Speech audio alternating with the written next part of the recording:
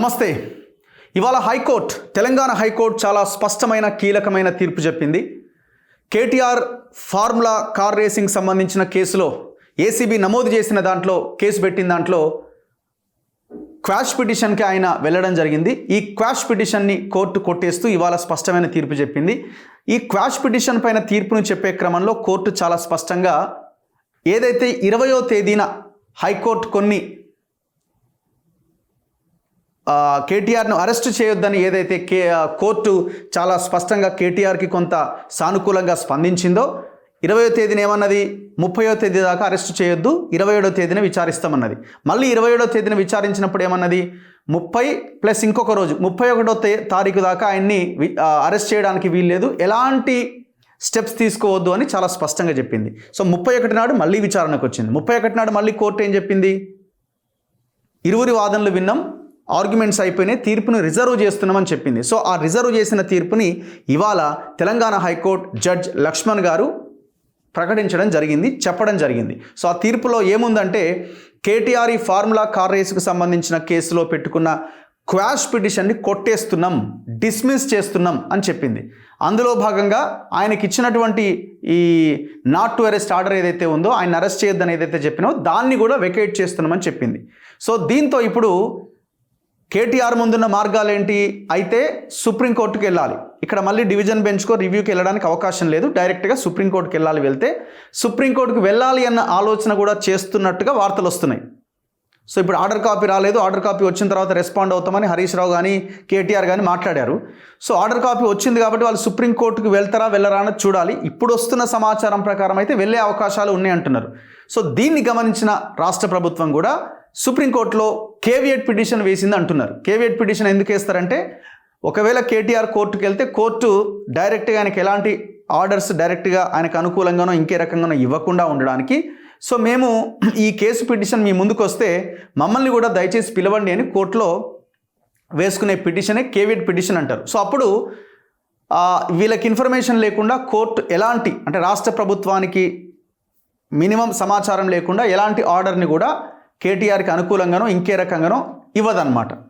So అట్లా రాష్ట్ర ప్రభుత్వం కూడా పగడ్బందీగా ముందే కేవియట్ పిటిషన్ వేసినట్టుగా వార్తలు అయితే వస్తున్నాయి. సో ఇప్పుడు కేటీఆర్ ముందు మళ్ళీ ఇంకా తప్పించుకోవడానికి మార్గాలు ఏంటి? ఇప్పుడు ఆయన మీద పెట్టిన సెక్షన్స్ అన్ని కూడా non bailable sections, about 10 years శిక్ష పడే సెక్షన్లు పెట్టిరు. 120B ఉన్నది, ఇంకా సెక్షన్స్ ఉన్నాయి ఇందులో. ఇది ప్రజల యొక్క సొమ్ముని దుర్వినియోగం చేసిరన్నది ఇందులో ప్రధానంగా రాష్ట్ర ప్రభుత్వం చేసిన ఆరోపణ. సో ఇప్పటివరైతే మున్సిపల్ సెక్రటరీ ఉన్నాడో దానకిషోర్, ఈ MANUDకి సంబంధించిన అధికారి దానకిషోర్ ఇచ్చిన కంప్లైంట్ ఇది. ఏసీబీ కంప్లైంట్ చేశారు. సో దాని తర్వాత దాన్ని గవర్నర్కి పంపారు, ఎందుకంటే ఆయన ప్రజాప్రతినిధి. ఇందులో A2గా అరవింద్ కుమార్ IAS ఉన్నాడు. సో కాబట్టి ఇది కీలకమైన కేసు కాబట్టి వాళ్ళ గవర్నర్ పర్మిషన్ కావాలి కాబట్టి గవర్నర్ పర్మిషన్కి వెళ్ళింది. గవర్నర్ న్యాయ సలహా తీసుకొని లేటుగానైనా మళ్ళీ అది రాష్ట్ర ప్రభుత్వానికి ఏసీబీకి పంపించడం జరిగింది. సో ఏసీబీ కేసు పెట్టింది. ఆ కేసు మీదనే హైకోర్టుకి వెళ్ళండి.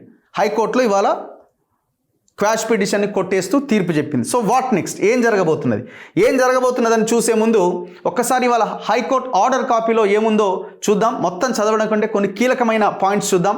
In the high court for the state of Telangana at Hyderabad, honourable Shri justice K Lakshman garu, criminal petition 15847 of 2024 between Kalvakuntla Taraka Rama Rao petitioner versus the state ACB Hyderabad and another respondents.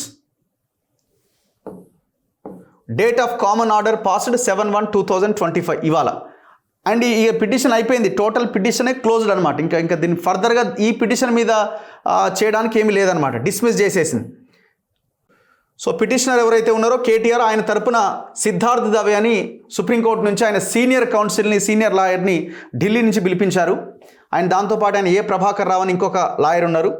ఇటు సైడ్ నుంచి అడ్వకేట్ జనరల్ సుదర్శన్ రెడ్డి వాదించారు. And general representing T Bala Mohan Reddy and CV Mohan Reddy ఇటు government వైపు నుంచి వాదన చేశారు. Additional advocate general కూడా ఉన్నారు, తేరా Rajinikanth Reddy, additional advocate general Telangana రాష్ట్ర ప్రభుత్వం. సో ఇందులో మొత్తం టోటల్గా ఈ కోర్ట్, ఈ ఆర్డర్ ఏంది, మొత్తం విషయం ఏంది, ఇరువురు ఎట్లా వాదనలు జరిగినాయి, ఈ టోటల్ అన్ని ఇందులో ఉన్నాయి. The present criminal petition is filed under section 528 of the Bharatiya Nagarik Suraksha Sanhita here in after BNSS act కింద దీన్ని పెట్టడం జరిగింది.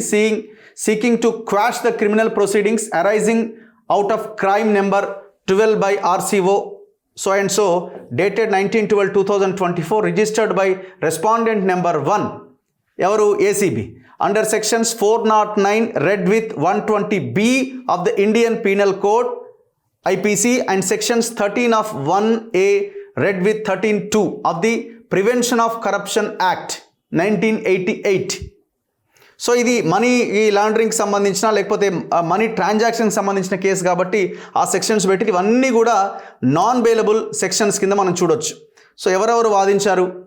Heard mister Siddharth Dave, learned senior advocate representing mister A Prabhakar Rao, learned advocate appearing for the petitioner. ఎవరు? కేటీఆర్ తరపున వీళ్ళిద్దరు.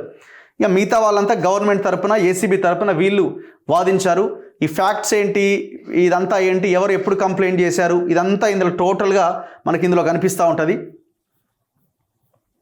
So ఇక్కడ మనం ఇదంతా పక్కన పెడితే లాస్ట్ నెంబర్ 38 పారా నెంబర్ 38 ఒకసారి చూడాలి. అదే మెయిన్. అంటే లాస్ట్ కోర్ట్ ఏం చెప్పింది అనేది ఇందులో చాలా కీలకంగా మనకు కనిపిస్తుంది. ఇదంతా order copy. So 35 pages order ఇది. యా, సో 38 చాలా కీలకమైన పేరాగా మనకు కనబడుతున్నది. ఒక్కసారి 38 పేరా. In the present case, the allegations indicate that the petitioner herein, without any approval from the State Cabinet or the Finance Department, directed the HMDA to pay huge sums of money to a foreign company. Very clear. నేను last time కూడా క్లియర్గా చెప్పడం జరిగింది. ఈ formula car రేస్కి సంబంధించిన company, then HMDA and ఎవరిది ఏస్ next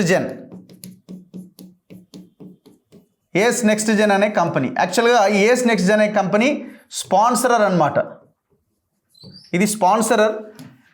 ఇది త్రైపాక్షిక triangle ఒప్పందం జరిగింది ఈ 3 కంపెనీల మధ్య.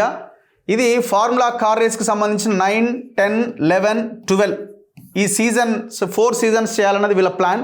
దగ్గర ఒక 600 కోట్లకు సంబంధించిన కమిట్మెంట్ అని అంటున్నారు. ఇది ఈ విషయం ఇంకా విచారణలో బయటకు రావాలి. సో ఒకవేళ కనుక ఈ 4 సీజన్స్ కంప్లీట్ అయితే ఒక 600 కోట్లు మనకి ఇచ్చేయాలన్నమాట. అయితే ఇప్పుడు ఈ 9th సీజన్ కంప్లీట్ అయింది, మనందరం చూసినాం. ఈ 9th సీజన్లో హెచ్ఎండిఏ 11 కోట్లు ఖర్చు పెట్టింది. ఏస్ నెక్స్ట్ జెన్ అనే కంపెనీ 110 కోట్లేమో ఖర్చు పెట్టింది. ఈ 9th సీజన్ కంప్లీట్ అయిన తర్వాత ఏమంటున్నాడు? ఏస్ నెక్స్ట్ జెన్ అనే కంపెనీ మాకు లాస్ వచ్చింది, మాకు కుదురుతలేదని చెప్పి వీళ్ళిద్దరి మధ్య గొడవల సంథింగ్, మొత్తానికైతే లాస్ వచ్చిందని చెప్పిండు. నాకు లాస్ వచ్చింది, ఇది నాకు పడతలేదని చెప్పి ఈ ఏస్ నెక్స్ట్ జెన్ అనే కంపెనీ ఈ రేస్ నుంచి తప్పుకున్నది. ఎప్పుడు? 10th సీజన్ అప్పుడు. ఆఫ్టర్ 1 year తర్వాత మళ్ళీ 10th సీజన్ స్టార్ట్ అవ్వాలి. 10th సీజన్ స్టార్ట్ అయ్యే కంటే ముందే ఈ కంపెనీ తప్పుకుంది, స్పాన్సరర్. ఈ ఏస్ నెక్స్ట్ జెన్ తప్పుకున్నప్పుడు ఏం చేసింది మరి? ఆ పాత్ర ఎవరు పోషించాలా? వేరే స్పాన్సర్ అన్న రావాలి, ఇంకేదన్నా జరగాలి. వీళ్ళు ఏం చేశారంటే ఈ ఉన్నటువంటి త్రైపాక్షిక ఒప్పందాన్ని రద్దు చేసేసి డైరెక్ట్గా ఈ ఫార్ములా కార్ రేస్ సంబంధించిన బ్రిటన్ సంస్థ, లండన్ సంస్థ, హెచ్ఎండిఏ మధ్య డైరెక్ట్ వీళ్ళు ఒప్పందం చేసుకున్నారు. ఒప్పందం చేసుకొని ఈ ఒప్పందాలు పత్రాలు జరగకంటే ముందే మొత్తం డిస్కషన్స్ అయిపోయినాయి, అంతా అయిపోయినాయి. 46 కోట్ల రూపాయలని డైరెక్ట్గా ఆ బ్రిటన్, లండన్కి చెందిన వాళ్ళ అకౌంట్లో వేసేసారు. ఎట్లా వేసారు? Without cabinet approval. ఎందుకు క్యాబినెట్ అప్రూవల్ కావాలి, ఫైనాన్స్ మినిస్ట్రీ పర్మిషన్ కావాలి అంటే హెచ్ఎండిఏకి ప్రొసీడింగ్స్ ఎట్లుంటాయంటే 10 కోట్లకు మించి వీళ్ళు లావాదేవీలు జరపడానికి అవకాశం లేదు. అప్పుడు వీళ్ళు ఏం చేయాలంటే finance minister permission, cabinet approval ఖచ్చితంగా తీసుకోవాలి. ఇది దాదాపు 46 కోట్ల రూపాయల వ్యవహారం. వీళ్ళు ఏం చేశారు? ఎలాంటి అప్రూవల్స్ లేకుండా ప్రొసీడింగ్స్ ఇచ్చేసి చలవాన్ అకౌంట్లో వేసి పడేసారు. మళ్ళీ దట్టు అందులో ఇంకా భయంకరమైన విషయం ఏంటంటే ఇదంతా ఎన్నికల కోడ్ అమల్లో ఉన్న సమయంలో జరిగింది. అసలు ఏ డెసిషన్ తీసుకోవడానికి వీల్లేదు. అసలు కొన్ని స్కీమ్సే ఇంప్లిమెంట్ చేయాలా వద్దా అన్న విషయంలో కోర్టులు కూడా జోక్యం చేసుకుంటాయి. కొంచెం అటు ఇటు అయినా కోర్టులు జోక్యం చేసుకున్నా పెద్ద ఇబ్బంది అవుతుంది. సో అట్లాంటి టైంలో ఎలక్షన్ కోడ్ ఉన్న సమయంలో వీళ్ళు ఈ 46 కోట్ల రూపాయలు వాడి అకౌంట్కి కొట్టేసారు. ఇది పెద్ద క్రైమ్, ఇది క్రిమినల్ యాక్టివిటీ. అండ్ దాంతోపాటు వీళ్ళు ఏం చేసి 46 కోట్ల రూపాయలు పౌండ్ల రూపంలో పంపించారు. ఈ పౌండ్స్ రూపంలో ఇంకేదైనా కరెన్సీ, విదేశీ కరెన్సీ రూపంలో పంపించాలంటే ఆర్బీఐ పర్మిషన్ తప్పకుండా తీసుకోవాలి, ఆర్బీఐ గైడ్లైన్స్ ఫాలో కావాలి. ఏ గైడ్లైన్స్ ఫాలో అవ్వకుండా తోసేసిరు వాళ్ళ అకౌంట్లోకి 46 కోట్ల రూపాయలు. దీని కారణంగానే రాష్ట్ర ప్రభుత్వం ఏమైంది, ఇన్కమ్ ట్యాక్స్ డిపార్ట్మెంట్కి 8.5 కోట్ల రూపాయలు పెనాల్టీ కట్టాల్సి వచ్చింది ఇన్కమ్ ట్యాక్స్కి. అందుకే మొత్తం 55 కోట్ల లెక్క చెప్తున్నారు.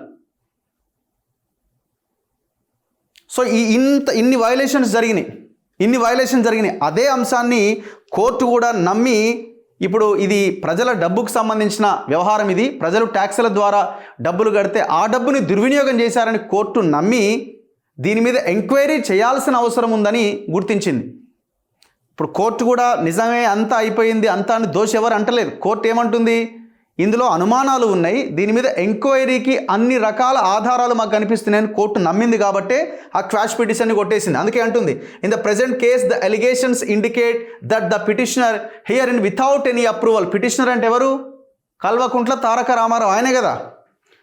Without any approval from the state cabinet or the finance department directed the HMDA to pay huge sums of money to a foreign company. Whether the petitioner directed the said payments with a dishonest intention to cause gain to himself or third parties is required to be investigated. The allegations, when read together, make out a prima facie case of wrongdoing and misappropriation of funds of the HMDA. The same are enough to warrant an investigation. So investigation చేయడానికి అన్ని అర్హతలు ఉన్నాయని court చెప్తున్నది. Court నమ్మింది, అందుకే ఆయన వేసిన quash పిటిషన్ని కొట్టేసింది. చాలా క్లియర్గా ఆర్బీఐ గైడ్లైన్స్ ఫాలో కాలే, పౌండ్స్ రూపంలో పంపిర్రు, అండ్ 10 కోట్లకు మించి పంపడానికి లేదు, 46 కోట్లు పంపిర్రు, ఇక్కడ వైలేషన్ జరిగింది. అండ్ దాంతోపాటు ఆర్బీఐ పర్మిషన్ లేదు. అండ్ ఇంకో అంతకంటే భయంకరమైన విషయం, ఎలక్షన్ కోడ్ అమల్లో ఉన్నది ఆ టైంలో. ఇది కేటీఆర్ అంటున్నాడు, నేనే చెప్పినా ఆయన డబ్బులు పంపించమని. కాకపోతే వీళ్ళకి ఏమైపోయిందంటే 55 కోట్లకే కేసు పెడతారా, 55 కోట్లు అంటే ఏమనుకుంటున్నారు వీళ్ళు? 55 కోట్లు అంటే 5 లక్షలు, 5 రూపాయలు, 50 రూపాయలు అనుకుంటున్నారు వీళ్ళు. 55 crores. అసలు ఇది 55 కోట్లతో ఎన్ని చేయొచ్చు అంటే ఈ లెక్కన వీళ్ళు ఇంకెన్ని చేసి ఉంటారు. ఒక రకంగా చెప్పాలంటే ఇది చాలా చిన్న కేసే కావచ్చు. వీళ్ళు చేసిన మోసాల్లో, దోపిడీలో, అవినీతిలో వీళ్ళ భూముల లెక్క తీస్తే ఇక పెద్ద పెద్ద పెద్ద సబ్జెక్ట్. ఇక అది కొన్ని సంవత్సరాలు బతుకుతుంది తెలంగాణ వాళ్ళు సంపాదించినదంతా బయటికి తీస్తే. Further investigating 39th para. Next 42 para చాలా ఇంపార్టెంట్గా అనిపించింది నాకు. 42లో once this court holds that a prima facie case is made out the other allegations pertaining to absence of dishonest intention and misappropriation, failure to arraign the alleged third party beneficiaries etc. becomes a subject matter of investigation. So ఇవన్నీ ఉన్నాయి కాబట్టి ఇది investigate చేయడానికి అన్ని అర్హతలు ఉన్నాయని చెప్తున్నది. becomes a subject matter of investigation. And next, in view 44th, in view of the aforesaid discussion, the present criminal petition is liable to be dismissed and is accordingly dismissed. The interim order dated 2012-2024 stands vacated. ఇది కూడా చాలా కీలకమైన point. ఏది? The interim order dated 2012-2024 stands vacated. ఈ 20/12/2024 నాడు మనందరికీ తెలిసిన విషయమే కదా. ఈరోజు కోర్టు ఏం చేసిందంటే ఏమైంది,